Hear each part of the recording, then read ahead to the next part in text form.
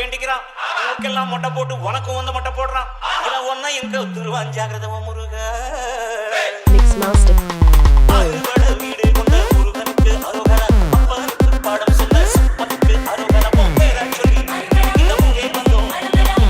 எங்க புலசிய வேண்டி நின்றோம் பிள்ளையா